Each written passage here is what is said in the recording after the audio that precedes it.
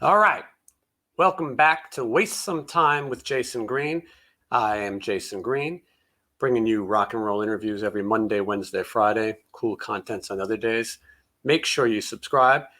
Today's guest is the lead singer for the band WARRANT, but he is also in the band The End Machine, featuring Jeff Pilson and George Lynch. And they have a brand new record. It's out right now called Phase 2. And we are going to talk to Robert Mason after this. Just wanna waste some time with you. Time that seems too good to be true. Nobody out there can waste time with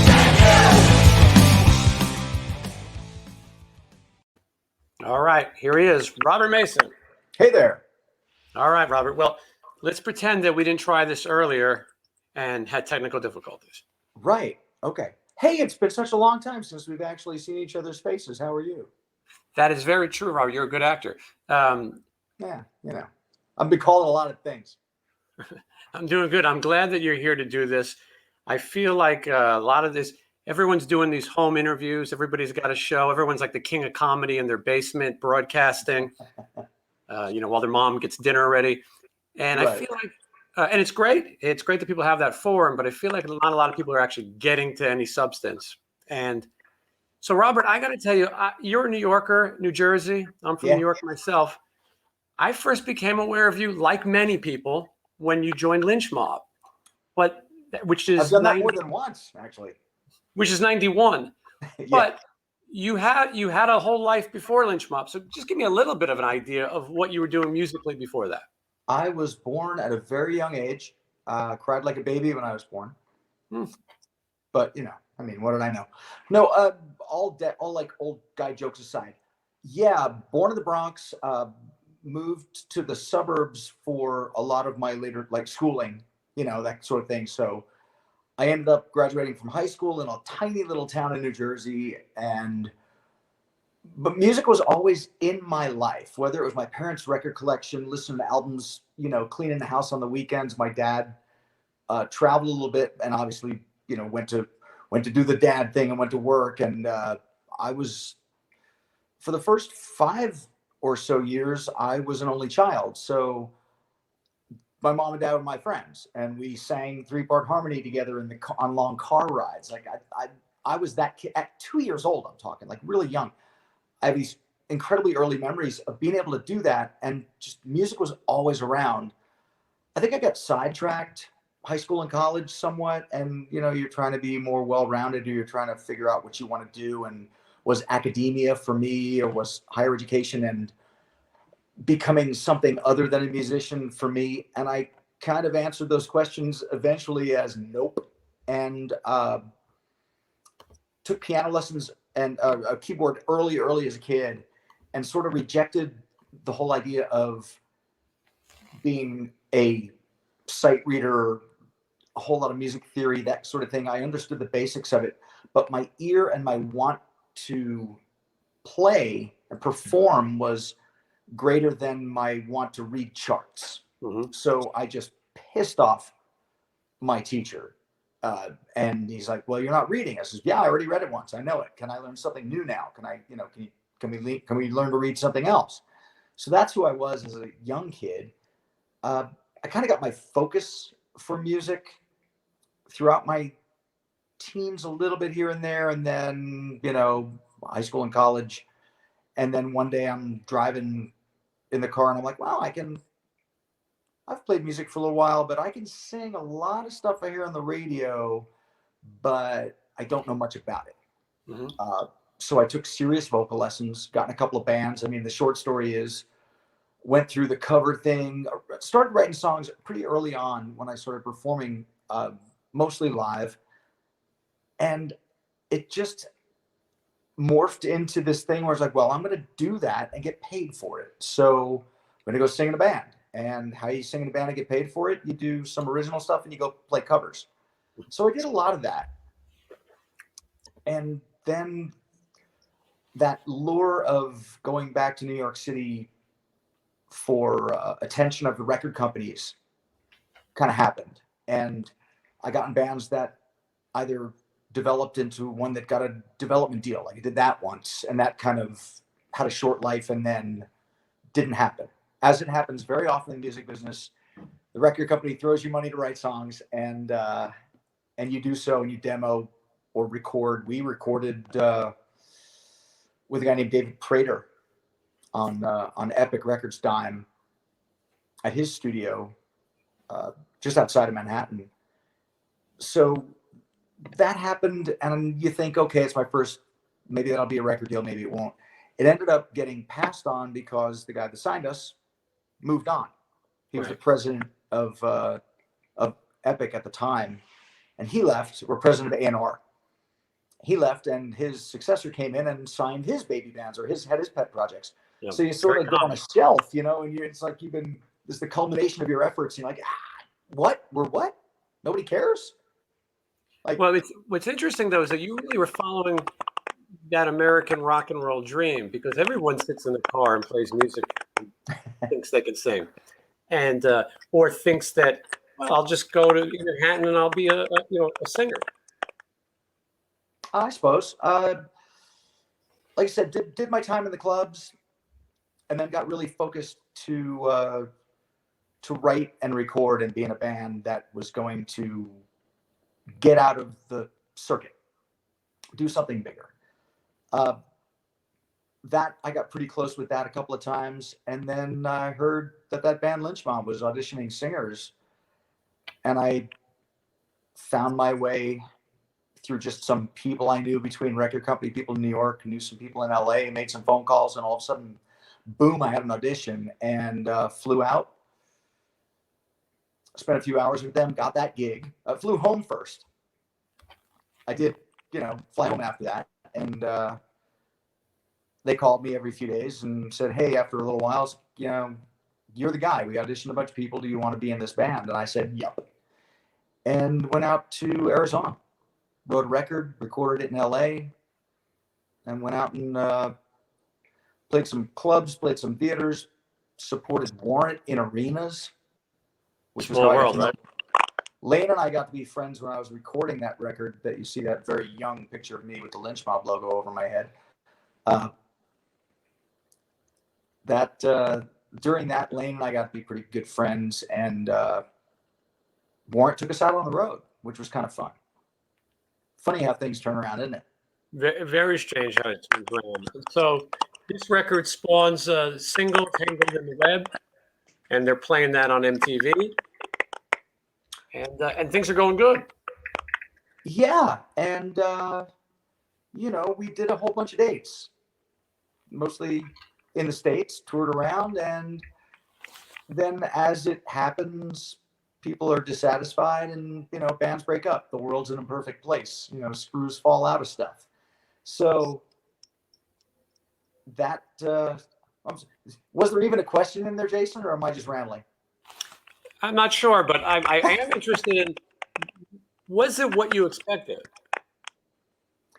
Oh, I mean, the larger it, everything, I'm sure a lot of it surprised me, but to a certain extent, I'm like, yeah, I was pretty mature as far as playing live shows goes. I had done a bunch of sessions. I had recorded a whole bunch. So I got the opportunity to make that, to write that record, and with George and the guys, with Ant and Nick. And we picked Keith Olsen to produce, who I knew by reputation only, and tons of liner notes of albums I revered and appreciated. So being able to make my first real big record with Keith was huge to me. That was interesting and eye-opening to a certain degree. And, knowing a little bit about the record business, seeing how the record company treats you when you have the big record deal and all that kind of stuff was sort of eye-opening. But it was a weird time for music, as you recall, I'm sure. That record came out in May of '92. And, on this record, this is a big deal. Also, you have Glenn Hughes singing backups on it. Keith and Glenn had a relationship. I had met Glenn Hughes on the East Coast at a studio. I met him with Pat Thrall before I was in Lynch Mob, like a good year plus before. And Keith said, well, I've got this guy, and it's Glenn Hughes. I'm like, yeah, I know who Glenn Hughes is. Can you get him here, like now? This would be awesome. So And Glenn actually worked with me because I wanted to be just an absolute sponge around guys like Keith and Glenn as well. So he's an immense talent and just an amazing vocalist, one of my favorites on earth of all time. So the opportunity to have him not only can, do some backing track stuff, but have the opportunity with Glenn in the studio just to say, hey man, uh, I've got this song, here it is, it's kind of, here's the rough edges. Like, would you be willing to tell me what you would do? Like, do you have any advice? Do you have any? So I got some really amazing advice and like coaching through some stuff that I've done subsequently in my life, coached singers through or given them direction in the studio. I've done that a lot as a hired guy, kind of the way Glenn did. And I just think that was amazing. It was, formative. An incredible opportunity. And George Lynch is obviously a personality. Um, so what is it like working with him? At this point, you don't know what you're getting into. Uh, it was Ant and I, the young guys, Anthony Esposito and myself, and these two guys that were in Dawkins and had all that history from when they were as young as we were at that point in time. So they'd already lived through a whole lot of stuff. George and Mick, who I obviously still get on really well with, Mick has retired. We'll get to that if you want. But I don't know, George and I were really like-minded in some ways and polar opposites in others, as you'll have that in a band. I think there's a fun amount of push and pull. I'll say that I respect him when we're like even working this last End Machine record. I think we have that. And we had that relationship in Lynchma where I was the young kid and a little probably full of piss and vinegar, and and he was a lot more learned than I was. And we were at odds back and forth a few times, but nothing, not like fist fights or anything, Yeah. But I looked up to him in a lot of ways at that point. Like I was, like said, in my early 20s. So I guess I did grow and learn a lot. I'm still pretty proud of those performances, although they kind of belie the period. If you listen to them, they're not, dated, I guess. You can throw a negative adjective at them if you want, or adverb rather. But to me, they still stand in a lot of ways.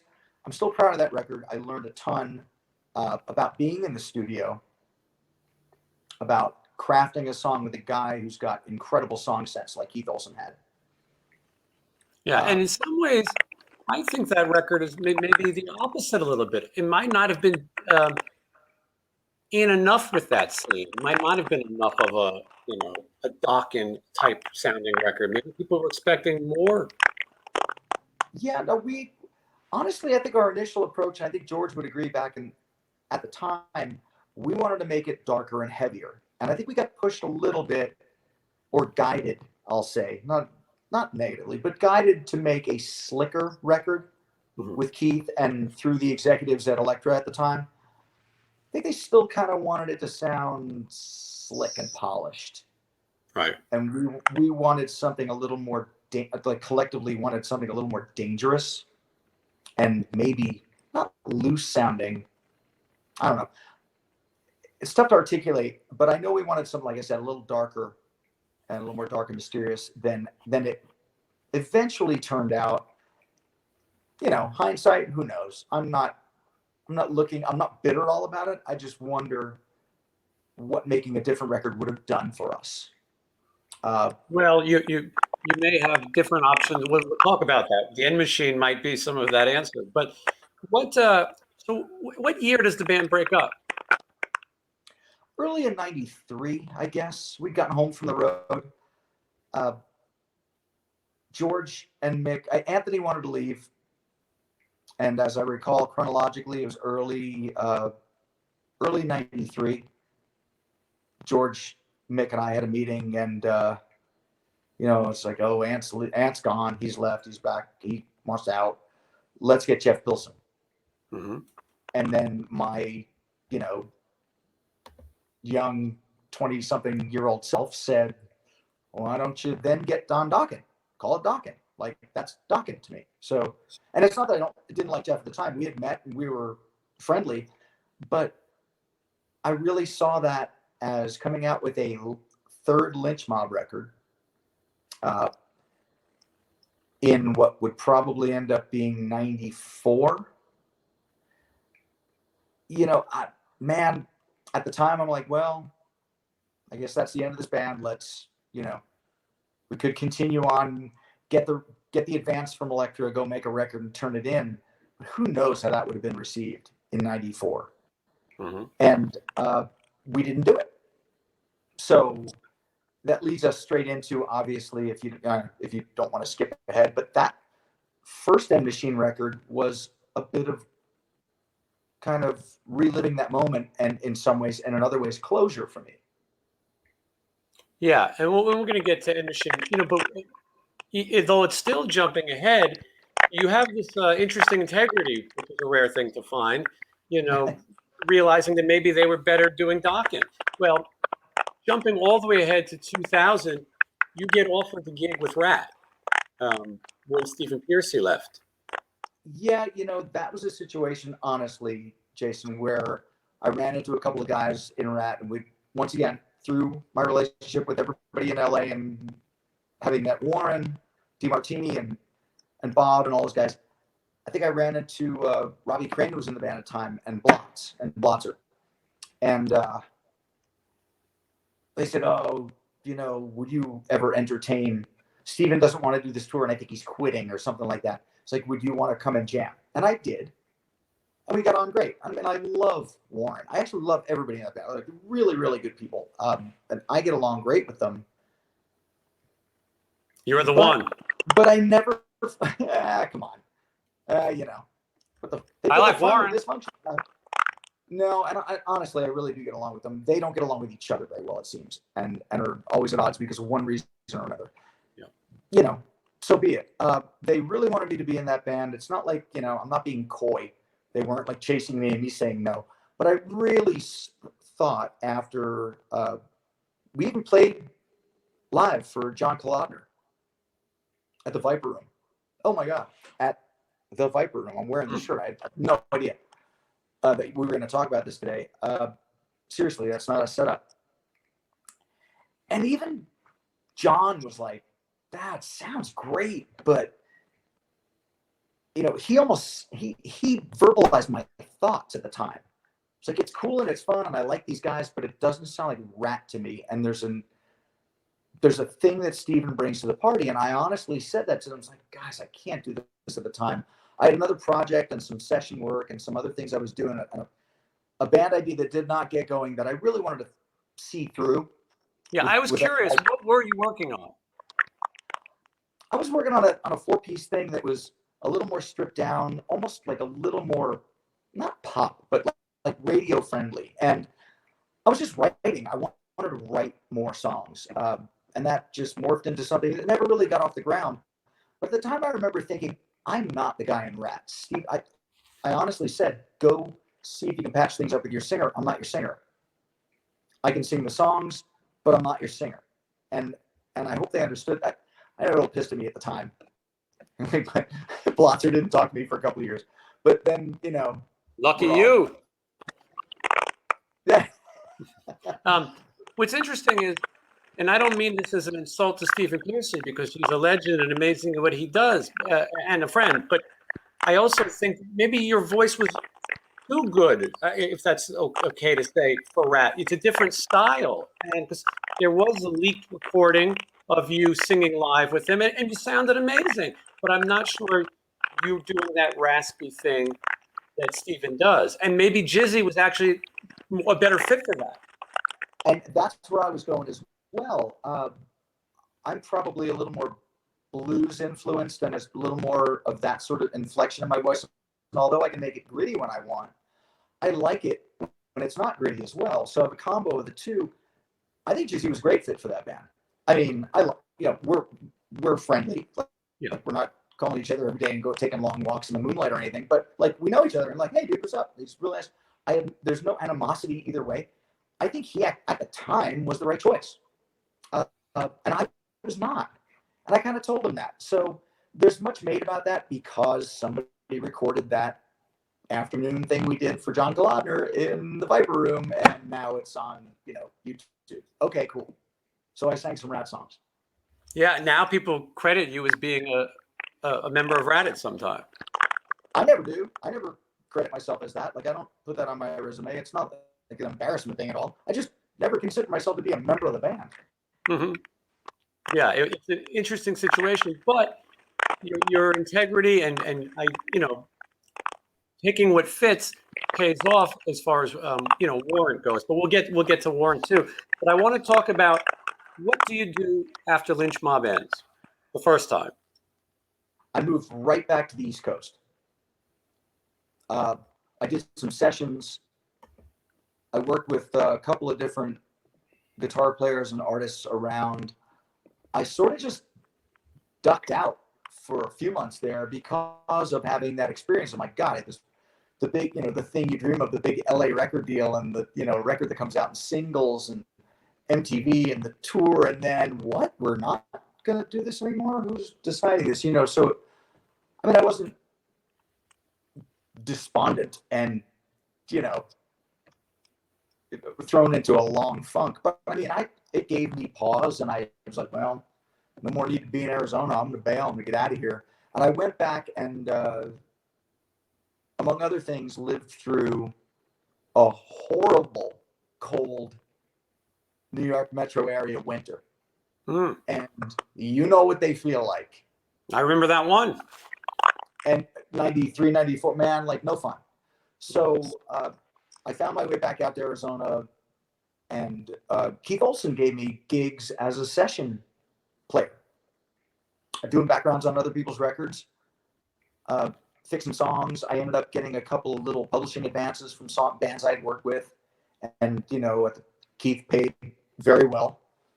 So I wanted to be back in Arizona. I love it here. Like I recently read Confess, Rob Halford's book, and he talks about an affinity for this place as soon as he came here, from being like the Brummy kind of upbringing, gloomy UK, and then coming out here is like, what? It's like 300 and some odd days of sunshine, and I never have to shovel the snow or cut the grass ever again in my life. I'm buying a house. Like, we're done. So kind of supplanted roots here again, because I was familiar with it. I like it. I really do. I'm here to this moment. So yeah, of course. That brought me back. But writing a little bit, doing sessions, playing covers, just being around a little bit, and having the luxury of kind of taking it easy. And that brings us to 94 into 95, and you know what happened then. Yeah, this happened. Well, do you? Yeah, this right here. So you get a phone call on your answer machine, I think that's what we had back then, from Sharon Osbourne. Am I right? Yeah. Yeah. What's funny is I had sent in I had gotten a submission from Josh Sarban, who was Cry of Love's A&R guy at Columbia in New York. I said, "Where are you right now?" I'm like, why? I'm back in Arizona. I was like, well, because Cry Love needs a singer. Do you want to audition? Can you send us a tape of you singing or something? And I recorded. I was back in an apartment in Scottsdale, in Tempe, I think, the border of Scottsdale and Tempe in Arizona, and on a Tascam 4-track, recorded some Cry Love stuff and some other related stuff, and sent it to them. And they had been auditioning singers to replace Kelly for after the Brother tour, and I got interest. I flew out to North Carolina, spent a week in Raleigh with the guys, and we rehearsed, and Audley showed me a bunch of song ideas he had, and we kind of got there, and they were not certain yet. So this is actually you're breaking ground here, Jason, because I don't think everybody knows the chronology of this. because I didn't get the gig. The Oh, first interesting. time I had ever auditioned for something I didn't get, right? So I flew back to Arizona, kind of going, wow, it wasn't magical. It didn't like work out magically, all that amazing, fireworks and all. Oh my God, we love you. I love you guys too. Let's all be in a band together. So I think they were just really concerned and about making a change and who to pick. And let's face it, they're all Southerners and I'm a Yankee. So I'm a lot more, you can take the kid out of the city, but you can't take the city out of the kid than maybe some people realize. And even though I've lived in a lot of different places, I think they saw that as starkly different. And they may have wanted to find somebody who was more like that. I don't honestly know at this point because I ended up in that band. So, but let's move forward instead of backwards. So I'm in Arizona after the Cry of Love kind of audition, writing, jamming experience. And yeah, doing sessions with Keith, making some money doing that. And then Sharon calls and says Oz wants to, she called some studios and my name came up several times. And then a good friend of mine who was a studio manager had my number. And in LA at Keith's studio, a guy named Michael Davenport. And Michael got Sharon my number. Sharon called me and said, he wants you out on the road. He doesn't want to use samples or anything or, tracks or any of that kind of stuff. He wants a real background vocalist. And these producers or these managers, these people all recommend you. Can you come? And so just a few weeks later, I was in Copenhagen. Is that the first time you meet Ozzy? No, I had met him before. I think at a show out here through Zach and Mike Inez, because we were friendly and still are. Still good guys. So I think I actually like the meet and greet kind of meeting Ozzy thing. Right. And I knew Randy Castillo pretty well too. So in, I don't know, 91 or 92, no more Tears tour or whatever. Yeah. These things probably didn't hurt your chances either. Positive recommendations from knowing the other guys. But what I'm saying is, you get hired to sing with Ozzy. And you go to Copenhagen. That's the first time you rehearsed with him? Yes, I flew in, like Phoenix, St. Louis, God, what was it? I don't even, Stockholm, Copenhagen, something like that. Like, wow, okay. All the while, they had FedExed me my plane tickets, because this is 95. FedExed me my plane tickets and a stack of Ozzy and Black Sabbath CDs.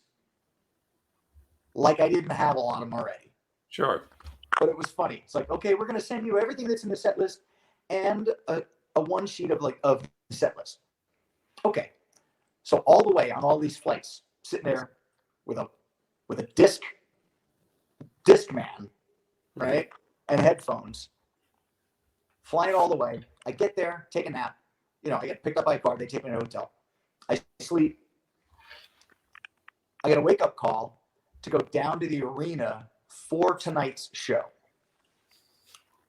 So I go, I get on site, like I'm wiping the jet lag and sleep out of my eyes, and get a laminate made.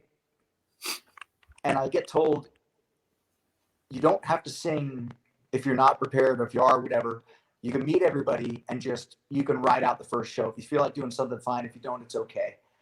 And it was kind of a weird feeling, probably the lack of sleep and everything else, because I don't sleep on airplanes very well. But who's dealing with you, Robert? Who's the one who's sort of guiding you? We had, I'm a pretty independent guy. I rolled in, asked for the production manager. Paul and Patricia Chavarria and Bobby Thompson was the band's TM at the time. So they lead me into production, like I said, get picture taken, get a laminate made, you're on site. you get all your credentials, and they said, well, just chill out. So I said hi. I saw, at the time, Randy was playing drums. Zach had been replaced by Joel Holmes very, very recently. I think Zach decided not to did the record, but not that part of the tour, and they got Joe. Joe's a fantastic guitar player. Yeah, I played with David Roth also, yeah. And so I'm hanging with Randy, and Geezer was playing bass. So I'm like, holy shit, I'm in a band with half of Black Sabbath. Mm-hmm. Fucking awesome. So I think I walked in. Ozzy might have walked in production, because he knew I was there. I seem to remember it as he walked in, and very, very understated, like, hey, I'm Ozzy. Like, yeah. And I didn't want to say, hey, we met. I'm like, oh, hey, really appreciate you, you guys bringing me out. I can't wait to do a show. He says, well, same thing. So, well, no pressure, but, we'll rehearse tomorrow. And so they had a booth set up for me.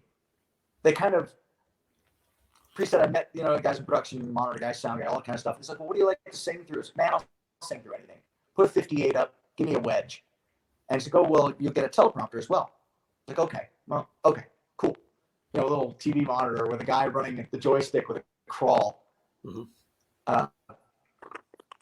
for the lyrics.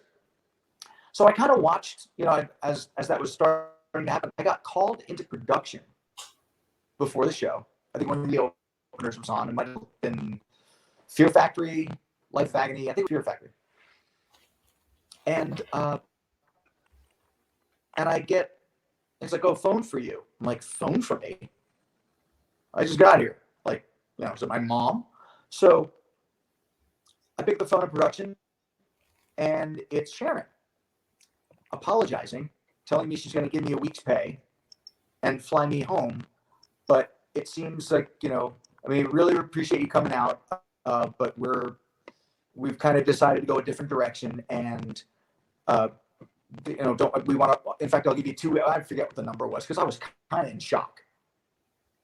Basically, telling me I'm getting sent home hours after arriving, flying a day, and before ever auditioning. So, and this is honest truth. I was like, well, why is this happening? I said, Sharon, I flew all this. I remember vividly saying, like at the time, now it seems kind of ballsy. I'm like, Sharon, don't take offense to this, but I just flew all this way. I'm here. I really would like to audition tomorrow, regardless. And if you change your mind, fine. But I mean, I will travel with them. I'll go to the next show. If I can do that, that'd be great. She said, well, and she was really undecided. I mean, I kind of hung up the phone stunned, dead honest with you. I walked into the other room, band dressing room, over from production, saw Randy. And, I know Randy pretty well. He's like, hey, man, you having a good time? What's up? I said, I think I just got sent home. Like, without ever, like, on my first night. And I remember Randy Castillo standing up saying, fuck that, come with me. I mean, honest to God, said those words. Grabbed my shirt, said, come here. Walked into the dressing room where Ozzy was. Explained it. Same thing Ozzy said, fuck that. Stay till tomorrow and just audition tomorrow. You don't have to do the show tonight. Just watch the show and get the hang of things. Obviously, I'm paraphrasing. Didn't say it that way. Said it Ozzy's way. I don't recall. So I was really kind of stunned at that. Absolutely, this is full candor. I was stunned at that shit. So I watched the show, got my bearings, stood in that vocal booth, and didn't really do much, and felt a little weird. But I figured, okay, maybe, cold feet or a mistake or whatever. Sharon's got her reasons. Like, what can I say? I remember traveling with the band because it was a short hop to the next gig, and we were all on the bus. So getting to that hotel the next morning, sleeping, waking up, going to a midday audition, sound check, where I stood in that booth, and we did I Don't Know, and we did Perry Mason, which I learned. and who doesn't know, I don't know, So I think those are the first two we did. And I think we only did 2 songs. I think he would come out with and open with I don't know. I have to look at my old set list to recall. But I did those 2, and he looked at me from his spot at center stage and kind of, turned to what is stage right, and just went like this. You're in. And I did that show and another 11 some odd months all over the planet. So a couple of questions. One, it's a different time. It's not like the internet now. Yeah. Are you told you have to keep this quiet? The idea was it wasn't full on, clandestine NDAs and the whole thing, but the press had a field day with everything with Ozzy throughout his career. And I think the philosophy and the thought process was, if somebody sees you or knows you're out here, or people interview you and make a big stink, just don't go out of your way to me like, hey guys, check it out, I'm here. Like these days it would have been on Instagram in 4 seconds. Yeah. And there would have been an NDA. Hashtag, I'm a sound check. Like I wouldn't have done that now even, but so it was kind of understood that I just wasn't going to be interviewed, wasn't going to be in the press. They're not going to make a big deal out of it. I was doing background vocals. I honestly was singing harmonies. Because if you think about it, he does all those harmonies on those records. So he just wanted somebody who he could blend well with and real live vocals. So that's what we did. Robert, did you feel at times? I was kind of the Wizard of Oz. I was the secret weapon. Did you feel like at times you're doing an Ozzy impression, or do you do your own thing? No, I sang like me. I mean, there's a certain amount. Obviously, you're singing the melodies, and I wasn't asked to caricature it. But honestly, in a way to be faithful to it, not a caricature of Ozzy, but I'm aware enough of the way he sings that we kind of, and I've got to ghost and walk in his shadow in a certain respect and blend. I didn't want to, it's not like I sang it with a bunch of grit or anything like that. I sort of did enunciate in a similar way. It's not like I was copying by any means or doing an impersonation. That's not what I did. But yeah, we had a really good blend, honestly, and we liked a lot of the same music, so it was really good. For a long time, people have said that Ozzy uses a guide vocal track now. Obviously, now it would be recorded. Did you sing the entire songs with him? No, I was doing backgrounds, and then I bore easily. So I think subsequently later on started when I didn't need to split off and do harmonies. I would double choruses or like big unison parts, slightly out of boredom. And then the sound man came to me after a show and says, hey, I see your channel moving, you're singing, and I pulled you up and ISO'd you. Do you want to start doing that? And it slowly morphed into this thing where I was just singing a little more, because I mean, if you're just going to do, goodbye to romance, goodbye to friends, I tell you, you do just the high part and just sit around. Here, I gotta do another part in a few seconds. Oh, here we go. It's not a whole lot of singing, and I'm not patting myself on the back, but I wanted to do more. I wanted to. Mick Jagger's got a guy. Like, doesn't Bernard go and double his courses, unisons on some stuff, or like, I mean, I've seen a bunch of bands live and they have background vocalists, and that's what they do. So.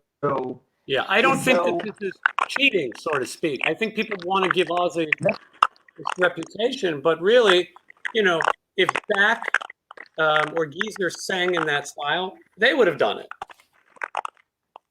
Yeah, and or Zach, if Zach was there, that kind of thing. So, sorry, Joe. Although I was behind the subs and behind the PA off stage right, I had line of sight as well. So Ozzy's a big, he's known for singing a little bit and then putting the mic out in the audience. Obviously, they didn't need to hear me. So I had to have line of sight with him. So I'd know when he was singing, when he wasn't. If I was going to be doing, any doubling of any parts or anything like that. It was just thickening. And honestly, the sound guy at the time, Greg Price, loved it. So, I mean, have you ever looked at any of the I started seeing more and more. I'm sorry? Have you ever looked at any of the videos and said, well, I could hear myself? I have not done that. We did Letterman, and I was in the band box doing all the harmonies for Perry Mason. We did 2 songs, Perry Mason and See You on the Other Side, I think. And, oh no, I Just Want You. I'm sorry. We did Perry Mason and I Just Want You. And to his credit, Oz and Sharon insisted on having Joe Holmes and myself show up. And we were the only band guys that went. So for the Letterman show, I think I'm on camera for like a half a fleeting second, and you can sure as shit hear me. Yeah, but what a cool experience. I mean, it's funny to be this secret weapon, to have this major opportunity, but yet you're not necessarily, seeing it. Yeah, I mean, a tour like that has all the advantages of the big monster arena tour. Selling out everywhere, traveling the world. First class or private air travel. I didn't fly in the plane, but Oz flew in his own plane because he was, at the time, I think he was dealing with just not sleeping well, like insomnia. So he would install himself in a central hotel and then do little flyouts to gigs and then back. So he could spend a couple of weeks in a suite in a hotel where you could become comfortable, come home, shower, chill. He and his assistant Tony, but the band flew well, brand new tour buses, everywhere we went, every leg of the tour. Sharon was more than generous to me. Super nice. I have amazing memories of doing that. I left to do Cry of Love. I left after Donington in August of '96. That was my last show. Yeah, I want to point out there was a keyboard player playing next to you also, right? John Sinclair, yes, was actually playing part of the time, and then I think by the time we did Donington, he was on stage. But Oz is used to those 4 guys. Like, he's used to be the central figure, guitar, bass, drummer, back there, and that's it. You almost don't want to mess with that formula. So even when Don Airy, I think, was playing keyboards back in the day, he was off the side. Now, John Sinclair, brilliant keyboard player, super funny guy, one of the funniest humans I've ever met in my life. Would play keyboards off the side of the stage as well, yes. Yeah, and so and Sabbath was known for that. This is nothing unusual. So how does it end? I was in Detroit in my hotel room in May or June of '96 before a show, and Oddly Freed from Cry of Love called my room and said, "Hey man, it's been long enough. We need to make a record. We've thought about it a lot. We want you in this band. Do you want to be the singer?" So now, out of nowhere, like, "Hey man, how are you?" Like half catch-up conversation and half with him just saying, "The gig is yours if you want it." And here I am on this Ozzy tour, making great money on this monstrous tour, and I get asked to join this band with a very small record deal that virtually by comparison nobody knows about. Mm-hmm. But I get to be the lead singer. So did you leave the Ozzy opportunity, or was it ended? No, I left. I thought about it for a day, and I called Freed back. It was kind of, "Hey man, I want to do this, but I really want to do it right. Cry of Love and Ozzy are both on Columbia. We have the same roots, record company-wise, the same execs. Let me talk to Sharon and Ozzy and ease them into the idea and ask them what they think and ask them for their blessing." Mm-hmm. So I did that. I asked them both to, for like a half an hour on a show day, walked up on the bus and told Sharon, as as thankful as I am, I have this opportunity. It's on Columbia Records. You can talk to Donnie Einer. You can talk to, anybody. Meet that, meet up, talk whenever we can. If we can take our time with the decision. But I want to be a lead singer again. And I have this opportunity, and I'd really love to do it. And Oz was a little unhappy with it. I think at the time, not mad, but he was almost a little like, he almost did the, okay, well, a little despondent, like, you're leaving me. Sharon was really pragmatic about it and businesslike, and she was encouraging, honestly. And she said, okay. I said, well, I'm coming to you because I want enough notice so that we don't piss off the new band, and give you guys ample time to do whatever you want to do, replace me or not, or whatever. And when you make that decision, that's cool. But I really want to try to do this. And, in my head, I was still young enough, and it was a band I was passionate about, and wanted to make a record and be a lead singer again. I've been behind the scenes for longer than I cared to. Ozzy said, I think later on, Sharon walked out, and, she was off doing another thing, and Oz stayed. And I think he said to me, just get me through Donington, because we were playing Donington with Kiss. And although Kiss was closing, because I don't think Kiss would have relented to have Ozzy close Donington that year, or the promoter or whoever. But they're Kiss. So, Ozzy's like the native son, and I know he put a lot of weight on that show at Donington, August '96. So he said, get me through August, get me through Donington. And I said, deal. I think it was May or June. So I'm like, okay, a couple of months. Awesome. Let's go have a fantastic show tonight. I love you. I really, really appreciate it. And I gave him a hug, and he walked out of the bus, and that was it. And I'm like, then I'm practically alone in the front lounge of the bus going, I just quit the Ozzy Osbourne band. Or like gave my notice. You know what I mean? To go make a record. It was happy and sad. And we were both, Ozzy and myself, happy and sad at Donington. Couple months later. Do you know what they did after you? Was there ever another singer, or did they go to tracks? What did they do? I honestly do not know. And that's honest truth. I heard rumors. I have a really funny story about the Cry Love tour, and about related to the Ozzy thing too. It's pretty funny. If you'd like, but where do you want to go next? Do you want to stay chronologically with this? I know you have more questions. I can see it. No.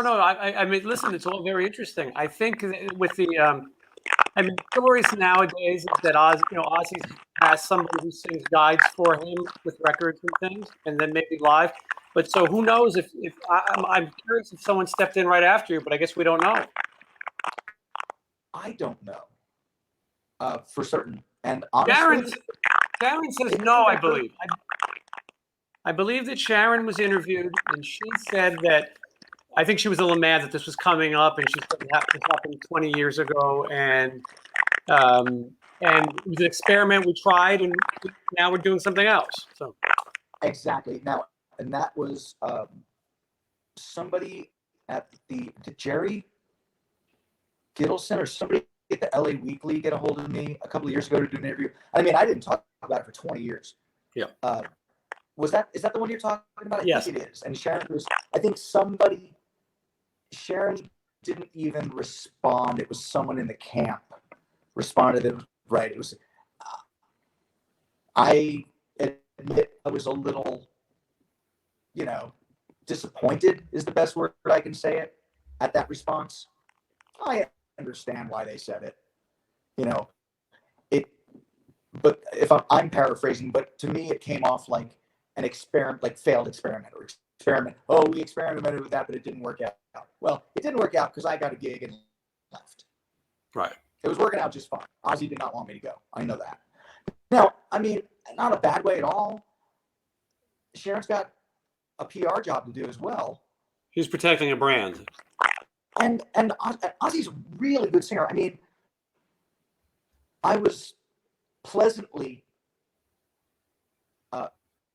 astounded by his ability to do his Ozzy thing every damn night. With very few exceptions. and we're all human beings, and I've had off nights. I mean, everybody does. To whatever degree, you learn to, get past it, whatever. In fact, Ozzy said something after a gig that I think everybody in the band got bronchitis, and it was awful. When like everybody's traveling together, and you're either flying or in the bus together, and he got sick. And I mean, we've done shows where afterwards we talk about it. It's like, I remember saying, God, it just wasn't my best show. I was like, man, that show is where it belongs, in the rearview mirror. Everybody had fun. The people cheered. It was great. If it wasn't your best show, don't beat yourself into a pulp, That's good advice. And it was great. And honestly, yeah, I know I left.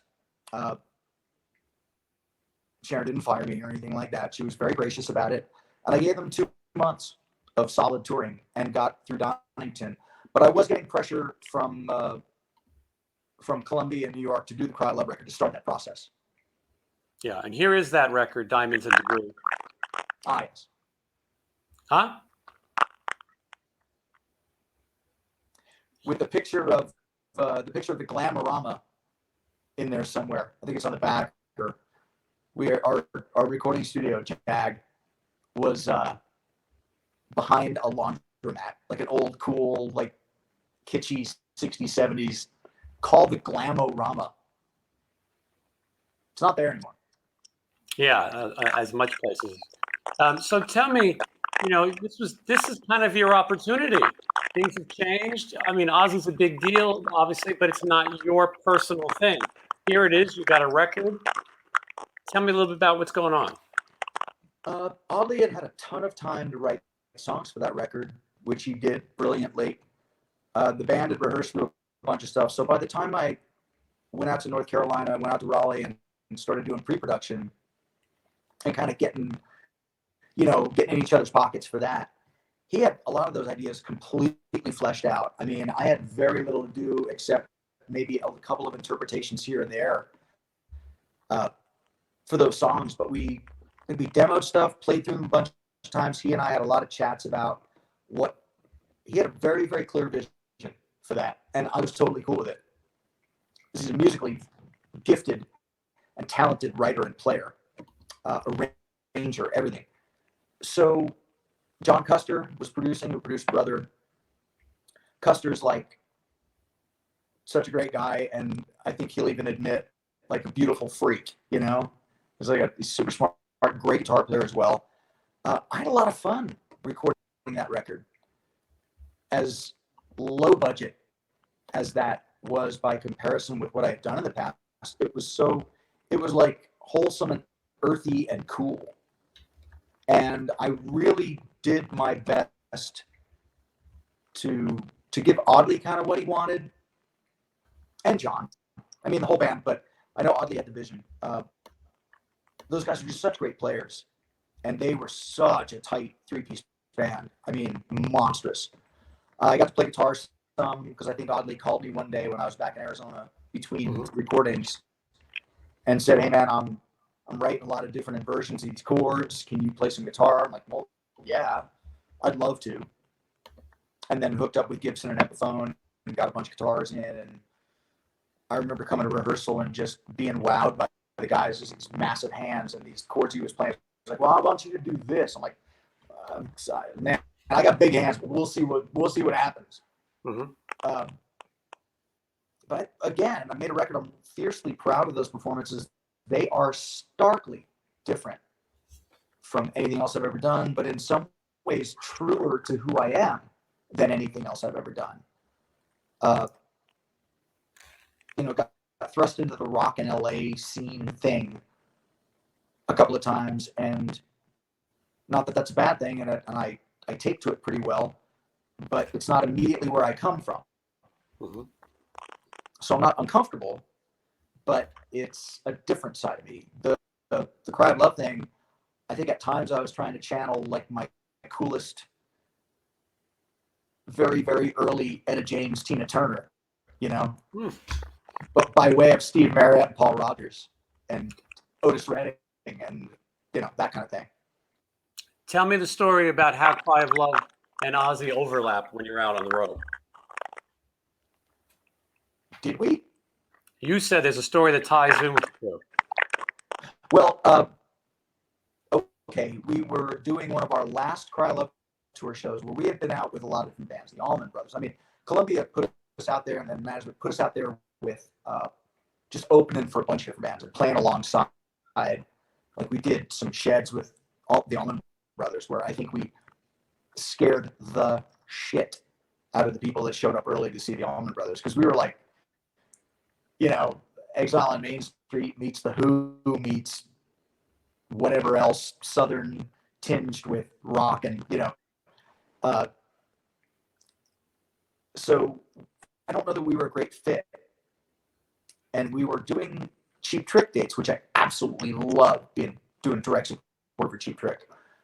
And we were at the House of Blues in LA that night. And it's the House of Blues in LA, and it's Cheap Trick. You know, we're opening for Cheap Trick. So there's a lot of musicians, a lot of people like that in the audience.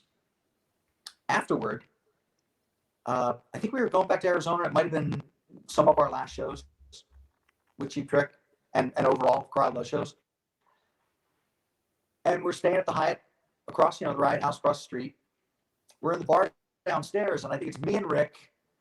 Wow. Either, I don't know if Jason was there, drummer in Cry Love, but I think it was Tom or Xander, Tom or Robin with Rick. And I'm sitting next to Rick, and Twiggy from Manson's band walks in. And we're all sitting having cocktails, after both bar shows, being sociable with the LA musicians, as you do. And I guess Rick brought up, it came up in conversation how the Manson guys, bomb threats and people, Bible thumpers, threatening to shut down their shows, and, Manson worships Satan and Jesus is a winner and Ozzy is a loser. Like, I remember LA Forum sneaking out of the Forum while I was on the Ozzy tour, trying to get back in.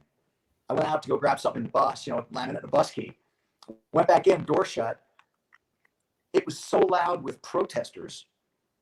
And I remember that some guy right in my ear, and I'm like me. I'm wearing all black. I don't have stage clothes. I probably had a pair of shorts, and a pair of Nikes and shorts and a tank top, because I'm like racing out to the bus hours before the show to race back in.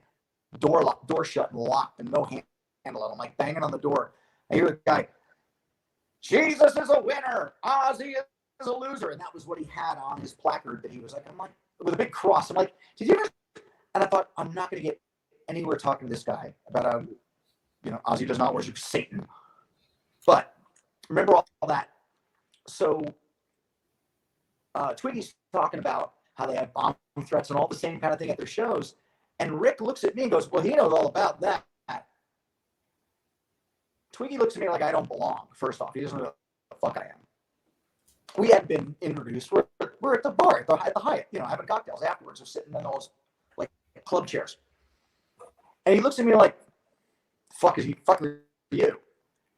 And it's either Rick or Tom says, oh, no, you don't know?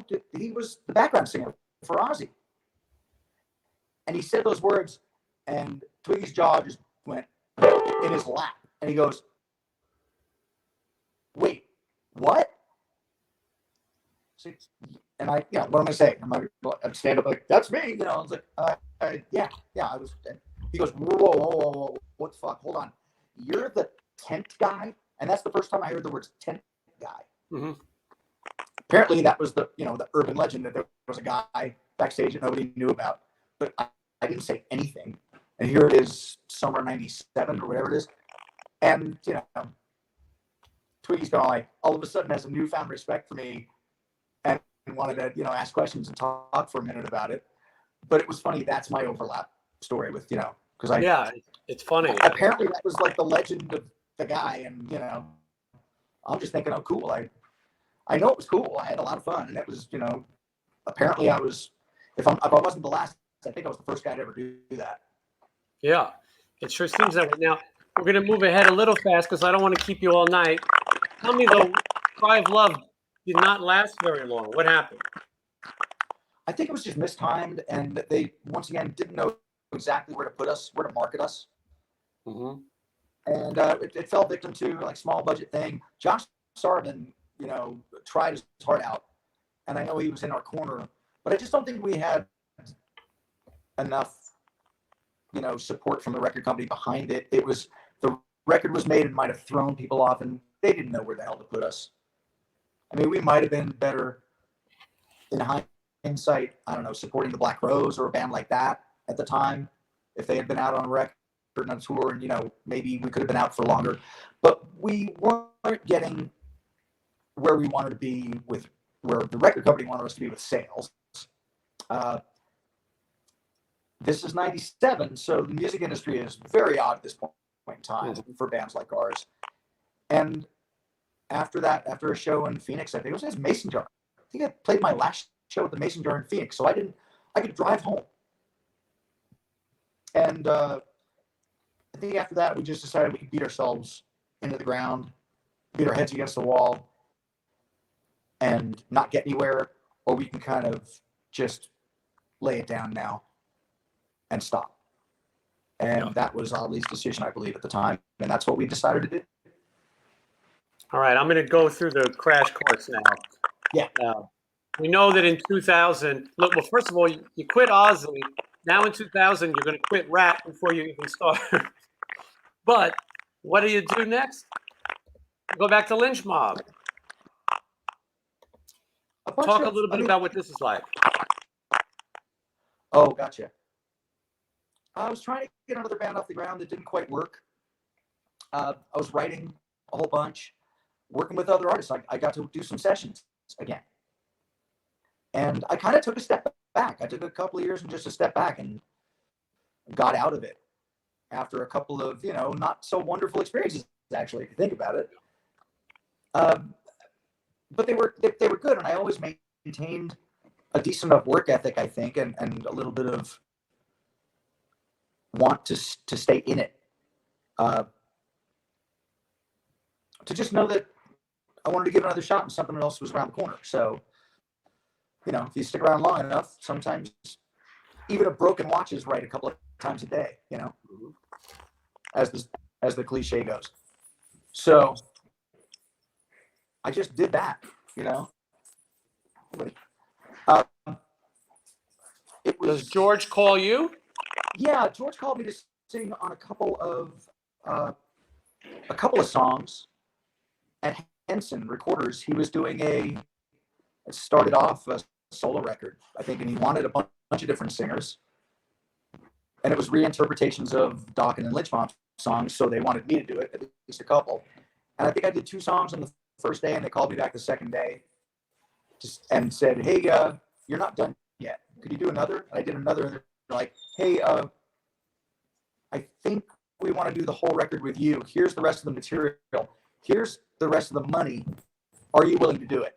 Mm-hmm. And I said yes, and it turned into, I didn't know we were going to call it a Lynch Mob record. Like I said, it was reinterpretations of Dokken and Lynch Mob material. George had written really, really dark, alternate tunings, alternate everything. And a little dark and dirgy.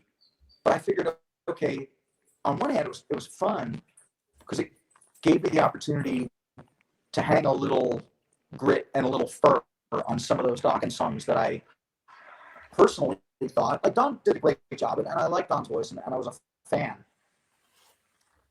But that's not the way I would have done. And with all of the different arrangements and darkening up of, structure and that kind of stuff, I threw a little bit more grit and intensity at those songs, and they really liked them. So like, oh, let's go with this direction. Let's keep doing this. So we did. And that turned into that. We were all available. Ant was available. We didn't get to use Mick because Mick was actually in Dokken with Don. And that was the conflict. So couldn't use Mick. That's George's Evil Live thing. Or that's our Evil Live. I don't know. All these releases happen. Like I believe that's Westwood One radio broadcast. From the Palace in Hollywood, 92. 92. So I think the time is put this out Yeah. as well as another piece of merch and promotion. I guess that's just another. Yeah, right. You got that option, and I mean, it was a live show. There are a lot of weirdnesses on it. I didn't even know it was coming out, so I didn't get to go back and fix anything like a lot of people do with live records. But it was okay.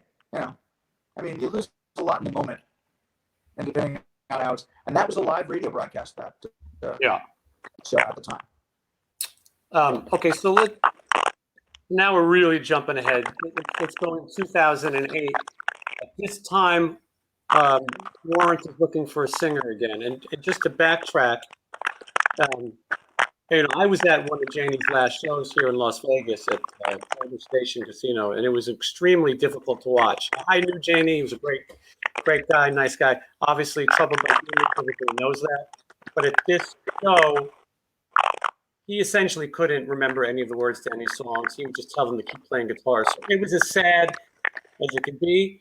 Wasn't much long after, and I believe you were at his last show. Is that right? Were you on that same bill? Not the last show. I was at Rocklahoma.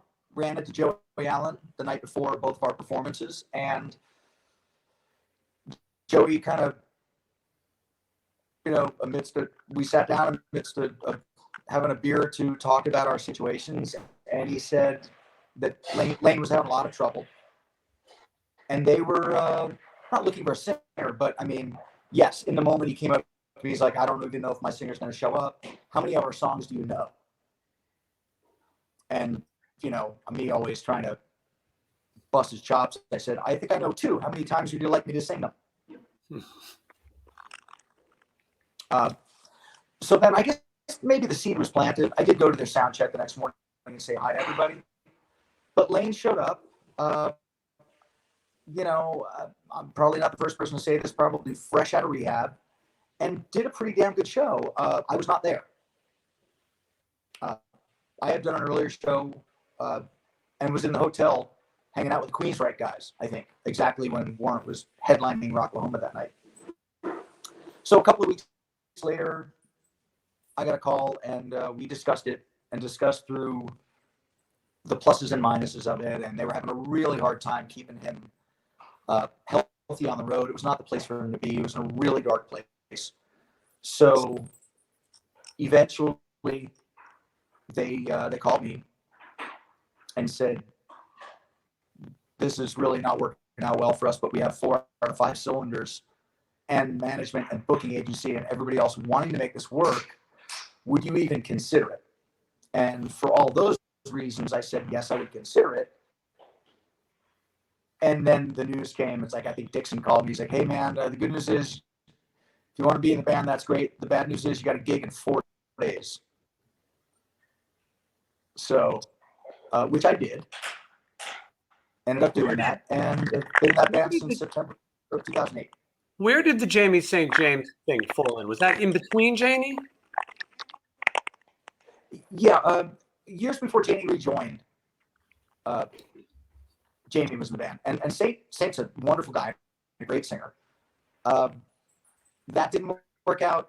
I honestly don't know exactly why. But I'll tell you why Jamie. I'll tell you why Jamie St. James didn't work out, and no disrespect to him.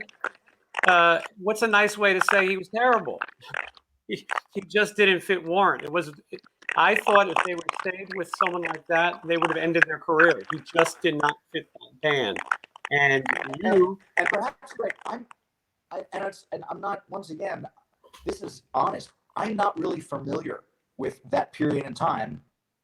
I was just completely disconnected from what Warrant was doing. I know there were some dark periods with different member changes, and a few of the guys had left and come back. Like Dixon and Turner was always in the band. I mean, Jerry, I think, was the one mainstay no matter what. But with 4 out of 5, with 5 out of 5 guys, I actually sent Lane texts and left messages on his answer machine congratulating him. I think they were going out with Cinderella, and I wasn't so much at the time, but I'd become more friendly with like Tom from Cinderella. But I knew that the Cinderella guys had their guys, and that was great. It was all those guys. It was all the original Warrant guys. And I called Lane to congratulate him as a buddy. Like, dude, I'm so glad it's all of you guys back together. Have a great tour. And then subsequently, a couple of months later, I heard about all the, not so fortunate things that were going on the Warrant tour. So. And you were in Warrant when Jenny Lane passed away. Yeah, they told Janie he was better off probably staying off the road because they were having a hard time keeping him sober. Hired a very expensive per day sober coach that couldn't do it. It's a horrible thing. He succumbed to all of that. I don't know if he wanted to fix himself because he did not contact me back, or we had zero contact. But he was in a very, very dark place. And the worst place for him was to be on the road. And my guys were deathly afraid of finding him not making a lobby call one day and expired in a hotel on the road, and how that would look and how that would feel for them. So yeah, I mean, yes, they told him, no more Warrant for you. Please go home and make yourself better. And maybe we'll talk about it someday, but make yourself better. And they had shows. Like I said, Dixon called me. He's like, hey man, it's funny. My hair was black at the time. I cut it all off and was dyed nearly black. And he said, can you be a blonde? I said, well, that's what the color of my hair is. You want me to shave it off and start over? He's like, I don't know if that would work. I'm like, God damn it, really? So yeah, it was just he even felt dumb about it at the time. He's like, Mace, I don't know why I'm telling you this. It sounds stupid, but between booking agent and management, everybody not wanting to put this guy, who looks starkly different. It's like, can you be a blonde again? And first gig is in 4 days. I think it was 4 or 5 days. So we rehearsed for 2 days, and I did that show. But yeah, Janie was alive and did like Janie Lane solo shows for a little bit. Put a band together with a lot of the usual suspects, like guys you would use. Really great players, but he was just not the same guy and not in the same place, and completely succumbed to that. I mean, anybody who doesn't, I'm sure you know as much about his story as I do. Yeah, yeah, we were all on the road. 3 years later, 3 years. He was very sick. He wasn't your typical addict, though, and he certainly wasn't a bad person. He was actually a very kind person. His fight was very private. He would go off and do his thing, and sadly, that's how he passed away, alone in a That's hotel. exactly how it happened. Yeah, we were all at I think it was us and the Slaughter guys or some other band. We were all out at dinner at like a steak joint somewhere in the middle of the country doing a gig, and everybody's phone just buzzed it seemed all at once. It was kind of rare for us, all band and crew and everybody, after flying in to go have to all be not rare, but it was just that situation where everybody, band and crew, were all sitting around the table waiting, like with appetizers, waiting for entrees to show up, and all of a sudden everybody's phone just blew up, and it was that horrible look, like I remember somebody looking and going, and I know they thought to themselves, this is what this is, and they were dead right. I mean, absolutely. We all picked up our phones and like, did you just hear? It's like, yeah, I just got a text from so and so, or like, I just missed a phone call from 6 people, and that was in August when that had happened in 2011. Yeah, and unfortunately, it's something that they were probably preparing for a long time. We just never believed it was really going to happen. Yeah, clearly it's not anything that anybody wanted to happen, but it was less of a surprise. I think it wasn't as huge a shock, and that's a terrible thing to admit. Yeah, and so Warrant continues, and I think he did an amazing job. I think the Warrant fans think he still do an amazing job. Pay respect to the songs. Obviously, Janie Lane wrote everything with Warrant.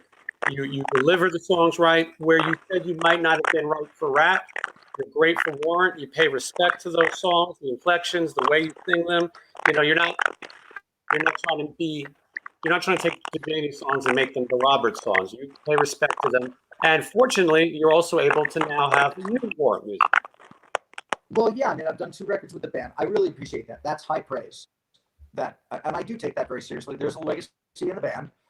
It's, indelible and undeniable, and I do every bit that I can to be true to it. Once again, without doing any sort of caricature or anything like that. But the melodies of those songs are in everybody's heads who are fans, So, and yes, I get to, got to do 2 records, and we might do another one sometime.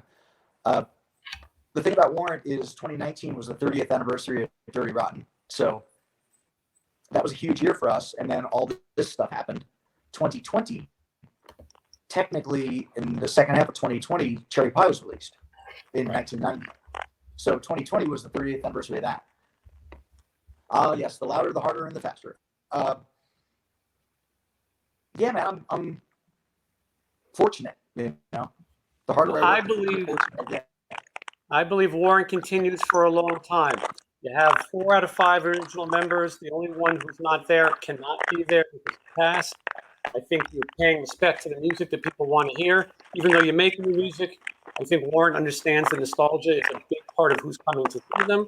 You're not going to deprive those people of hearing those songs and playing them well. And I think that you guys, I've been on the road with other bands that were playing on bills with Warrant.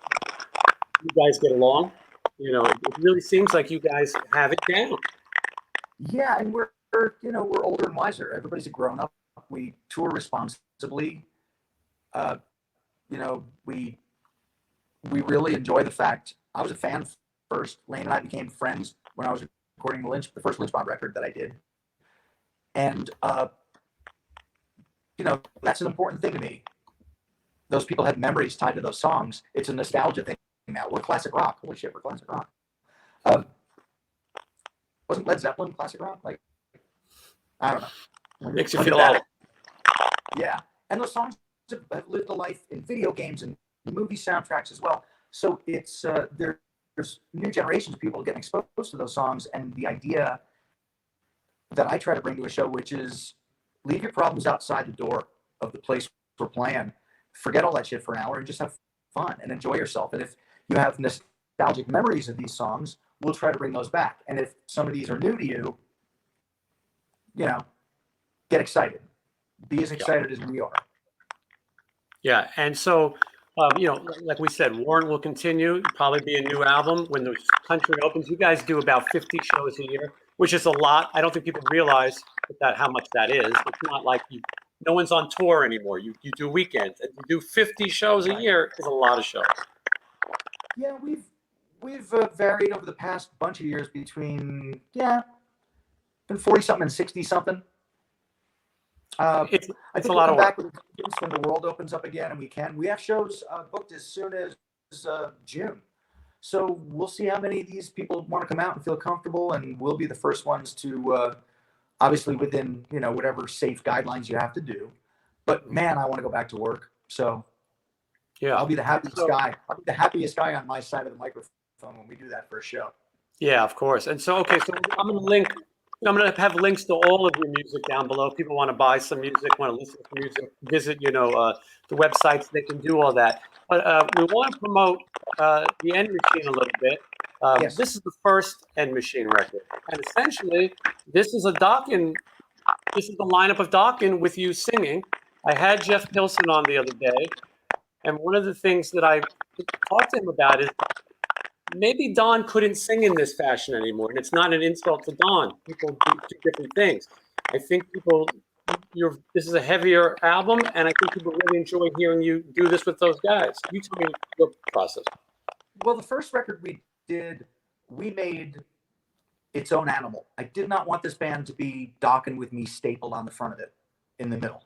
I wasn't going to do it if it was going to be like that. So we purposefully built the whole End Machine idea to show our influences and to show the way we felt about songwriting and everything, but not afraid to step out of the box a little bit and be a little experimental. Now, not whether or not that was, we love it. We still love it. There are fans that love it. There are some that maybe were expecting a little more of a Dokken-esque record or a little more something. I'm not afraid of that. And I think that kind of shows on phase 2, on the new one, how we, I I think George and Jeff would agree that we really didn't. It's not like we said we're going to make a Dokken record, but we're cognizant of that in what we did on the first record, and we sort of reined it in a little bit, and we're not afraid to show where that why that Lynch and Pilson combination yielded those songs that it did. And when George's riffs were a little more reminiscent of that, I was like, ooh, okay, let me do my thing on that. I'm not going to sing it like Don or about subject matter that Don did, but let me do justice to that Jeff's arrangement, George's riff, that thing that they do so well together. And I think that kind of shows on this record. George thinks we got it backwards. We should have started with phase 2 and then done the more experimental record. I think he said that in an interview. I don't know that I agree with that per se, because I don't know. I might be with George on that one. Reel him in first. And that's totally okay. But, you know, any record, any recording, any song, anything you do is where you were that day, that moment, that second. It's like a photograph. So they all reflect, you know, it wasn't calculated from my end, although, except for the fact that I really wanted to bring, I think for us, our consensus was there were big choruses and big hooks in those Dokken songs. And it was a little more, not simple, but direct, I think. And a little less proggy and esoteric and experimental like we did on the first record. So I think we just narrowed out our scope just a tiny little bit for the phase 2 record. And everybody hears it tomorrow. It's so here it is. We're saying tomorrow because we were doing this interview the day before, but this record, at your time of viewing it, it is available now. We have a link in the description. You can buy it on CD, and if you're really old school, you can buy it on vinyl, which is back and cooler than ever. So we'll have that linked, and so by the time this is out, people will have been hearing it and hopefully enjoying it. I would love that. That's always your greatest hope. You know, you never know. You make these things and you throw them together and you go, okay, well, we've done all we can. We'll see what. Now, let me ask you. Mick Brown did retire after the first NBC record. His brother plays drums on this record. Who the hell knew his brother played drums? When you were in Lynch Mob, did you know him? And very well, no. He was at a Lynch Mob show 100 years ago, which I don't remember, but he had to remind me of. I'm like, oh my God, you were there. Northern California. It was one of my first Lynch Mob shows ever. And he was there. And he remembers us saying something. I was too swept up. I was brand new in Lynch Mob. Come on, give me a break. But yeah, and he sings great too. So we just kept in the same gene pool. Did Mick recommend him? Pardon? Did Mick recommend him? I don't know how that came about exactly. I don't remember hearing it from Mick. I remember hearing it from George and Jeff. They're like, Mick is really like hard retired, like really retired, like Sell Your Drums retired. He's not going to do this record. I'm like, well, what are we going to do? So, well, and we thought about Will Hunt because I love Will, and Will's a monster. Yeah. And then I think Jeff might have called me and said, Steve Brown. And then George called me and said, Steve Brown. I'm like, wait, huh? Steve Brown? The guy from Trickster? He said, no, Mick's younger brother, Steve Brown. And then I went and did my research, and Steve's been in a bunch of bands, and he's a great drummer. So it was pretty instantaneous. We were all like, Eureka, yeah, Steve Brown. Duh. I think George calls him mild Steve Brown. I said that to Jeff. Jeff I kind of insinuated that maybe Steve doesn't like that nickname so much. Because I said, I thought he has a nickname. And Jeff goes, I don't think so. And I said, well, I heard it's called Mild Steve Brown. He goes, I think that's just something George said that offended him. Yeah, I mean, for years and years, I would, the play on Mick's nickname, because, you know, Mick was Wild Mick. I used to call him Mild Wick. Hey, we can't wrap up without you telling me about Mick Brown ending up in a satellite dish on the top of a hotel. Well, but that's legendary. You know, Mick was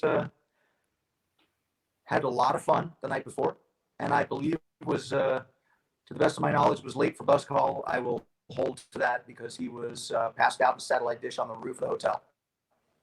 It's one of the best. The night before was fun. He was knocking on a lot of hotel room doors the night before, running down the hall, and he was in a suit that he was born in. Yeah, so for those who are picturing this, it's at a Hilton hotel. Somehow Mick Brown makes it onto the roof. Somehow he gets undressed and he gets in a satellite dish. Now, so how does anyone find a naked man in a satellite dish? A clever tour manager, and I think the clues were, I believe Mick would get very happy with a few drinks, and in only a pair of socks, run down the hall screaming, "I'm invisible! I'm invisible!" Running down the hall, knocking on people's doors. I did not answer because I know Mick. And then next day, I'm a dutiful singer. I got my good sleep. I went down to the bus, and I'm like, okay, cool. Who's not here? Why have we not left? And that's when it was like, hey, Mick's drunk, or was drunk, and had a lot of fun. But we found him. Good news, we found him. Bad news, he's got sunburn. It's one of the better rock and roll stories. If Blabbermouth is watching and they're trying to find a headline, because they always try to find a headline, and I appreciate it because it helps me sell my channel. But sometimes it's bizarre. Jeff Pilson gave me this great interview, and he talked a little dirt, and their article was Jeff Pilson recommends yoga. Not exactly earth-shattering. Wasn't really clickbait, but naked Mick Brown says, I'm invisible before waking up in satellite dish. I've been quoted less accurately. Warmly and accurately is always the best. To the best of my recollection, Your Honor, that's exactly as I remember it. So, and all the other stuff is as truthful as I could ever be. So these stories are they're better with a little mystery. Robert, I really appreciate you spending some time, wasting some time. And I look forward to seeing. And I should point out, Robert, I've always been a fan of your work. You've come out to Las Vegas and helped me several times. Come and done charity events for me to raise money, just out of the goodness of your heart for kids and really good causes. And you are one of those guys. There's a small few that every time there's a gig, you're one of the names that comes up. Luckily for you, WARRANT, you guys have a good relationship, and I think it's a very fair relationship. And so you found something that's going to last a long time. But I'm sure when these other bands go, oh my God, we lost our singer, was Robert Mason available? Look, let's be honest. I know for a fact members of RAT have tried to get you back again, but you had a commitment, regardless of how you felt about doing it. You have something. Yeah, I mean, I'm going to do what I want to do.